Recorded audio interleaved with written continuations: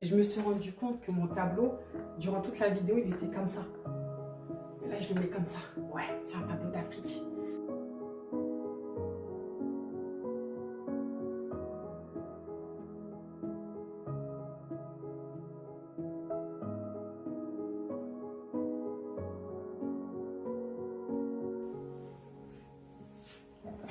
Salut, salut! Alors j'espère que vous allez bien. Pour ceux qui me connaissent, c'est Tigidé. Pour ceux qui ne me connaissent pas, c'est Tigidé. Ça ne change pas. Hola si vous préférez. Hola.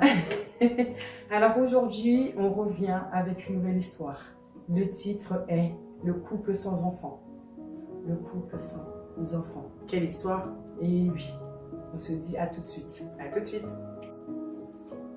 C'est l'histoire d'un couple qui, après plusieurs années, n'ont pas réussi à enfanter. Les premières années, le couple n'y voyait aucun problème. Ils étaient assez jeunes et au début de leur union, le désir d'enfant n'était pas une priorité. Ils vivaient leur vie passionnément, voyageaient beaucoup ensemble. Ils en étaient à leur 10e destination. Leur dernière destination était Zanzibar, Wow. le pays aux magnifiques paysages. J'aimerais tellement y aller, excusez-moi, petite parenthèse. Moi aussi. C'était un couple très complice et fusionnel. Ils étaient vraiment heureux. Les sorties entre amis, faire la fête à leurs heures perdues étaient leur passe-temps favori. Mais ce qu'ils aimaient par-dessus tout, c'était de faire la cuisine ensemble. Bien. Chaque jeudi, ils enfilaient leur tablier avec écrit dessus Top Chef. Un jeudi après ce fameux repas bien chaud et très copieux, ils se sont affalés sur le canapé. L'homme posa sa tête sur le ventre de sa femme et lui dit « Je crois qu'on est prêt ». La femme secoua la tête avec un énorme sourire et lui dit « Oui, je crois qu'on est prêt ». C'est à ce moment-là qu'ils se sont rendus compte qu'il leur manquait une seule chose pour être heureux. C'était de fonder leur propre famille. Ils sont restés des heures à imaginer leur futur enfant, une fille ou un garçon, des jumeaux, des triplés, un ou deux. Les mois passèrent et toujours rien. Chaque mois, ils se précipitaient dans les toilettes pour faire un test, mais la déception était toujours là. Et c'est ainsi que les doutes s'installa, la peur s'installa et l'inquiétude s'installa. Et les mois continuaient de passer. Voilà que les questions intrusives de leur entourage, qui ne leur posaient aucun problème au départ et aucune gêne, commençaient à devenir une hantise. À chaque naissance, un mal-être se créait. Le couple commença à se protéger de façon à ce que plus personne ne réussisse à les fragiliser. Avec les questions du style « Alors c'est pour quand ? Vous en prenez du temps ?» Toutes ces questions-là étaient devenues leur hantise. C'était un jour de pluie. Le ciel était gris. Le téléphone sonna. C'était le docteur. Les résultats d'analyse tombèrent. Le verdict fut prononcé. La femme ne pouvait pas ovuler. Ouais. À ce moment, on pouvait lire dans leurs yeux une confusion totale.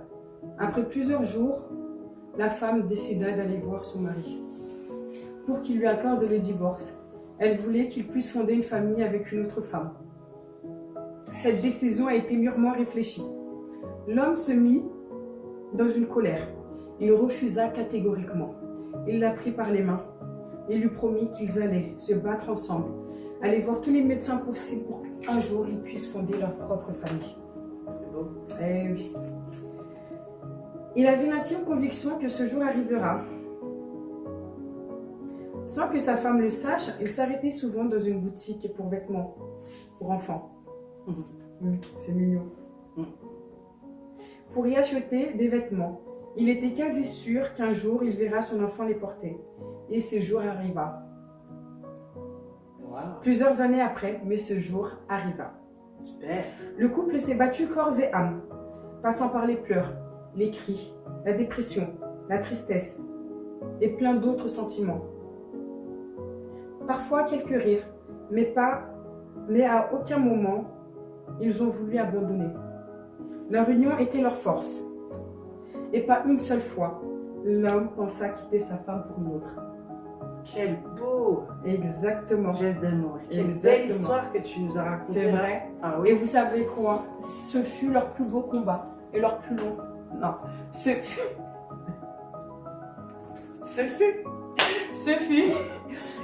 fut leur plus long combat et leur plus beau souvenir. Alors, qu'est-ce que vous en pensez? Dites-moi ce que vous en pensez. Mais avant ça, la spécialiste qui est ici présente va nous dire qu'est-ce qu'elle a pu analyser dans cette histoire. Alors moi, qu'est-ce que je pense de cette histoire en tout premier? Que c'est beau l'amour. Oui, Waouh. oui. Ouais. C'est très très beau de savoir qu'on est fait l'un pour l'autre, de savoir qu'il n'y a plus aucun doute. Voilà, moi ce que je retiens, c'est pas forcément le manque d'enfants, c'est quand la femme, par dévotion et amour, va voir son mari pour lui dire « quitte-moi parce que je veux que tu aies une famille et des enfants ». Quel plus beau geste d'amour. Et lui, il lui répond forcément « non ». On aura notre enfant et ils ont été tous les deux fixes. Et ça montre à quel point que dans la vie, quand on veut vraiment quelque chose, on l'a et on peut. Parce qu'il y a des choses qui s'appellent l'attraction. À force de penser positivement à une chose, on l'a. Donc que ce soit le combat pour un enfant ou pour autre chose, on l'a. Forcément, ça ne prend pas une semaine ou 10 jours, ça peut prendre des années. Mais on l'a. Et moi, ce que je retiens, c'est ça. C'est vraiment le partage, la dévotion qu'ils ont ensemble. Aussi, savoir par moments rester seul pour mieux se retrouver, avoir des passions et des valeurs communes. C'est très important pour fonder une famille sans valeurs communes. Je souhaite vraiment très, très, très bon courage aux gens qui s'aiment au-delà pas de valeurs communes et aussi de la religion. Parce que c'est très dur. Vraiment, pour qu'un couple marche, il faut de l'amour et il faut aussi des valeurs communes. Donc, moi, je trouve que c'est une très belle histoire. C'est une très belle histoire. On aurait pu penser que cet homme-là, il allait, comme ça se passe, en réalité, ça se passe très, très, très souvent. L'homme, en général, ou la femme abandonne cette personne-là qui ne peut pas. Il peut l'abandonner parce qu'il n'a pas cette force-là de l'accompagner jusqu'au bout. Mais par amour, il est resté. Il lui a montré que tu me donnes un enfant ou pas, je serai toujours là pour toi. Qu'on l'ait ou qu'on l'ait pas. Et il nous a aussi fait rappeler que quand on se marie pour le meilleur et pour le pire. Voilà. Est-ce que vous imaginez, excuse-moi, si cet homme-là, en fait, il aurait très bien pu quitter sa femme, en fait, aller voir une autre femme et fonder sa famille. Mais cette femme-là, elle aurait été anéantie. Elle aurait été détruite vraiment de l'intérieur. Tout à fait. Au-delà de l'amour, c'est leur combat aussi qui a fondé leur amour et leur histoire. Les gars, on va finir avec l'analyse. Je me suis rendu compte que mon tableau, durant toute la vidéo, il était comme ça. Et là, je le mets comme ça. Ouais, c'est un tableau d'Afrique. C'est important.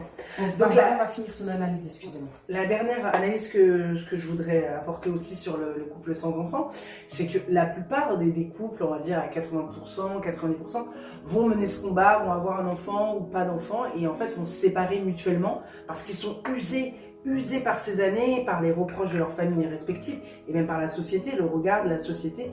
C'est très, très mal vu et culpabilisant de ne pas avoir d'enfant.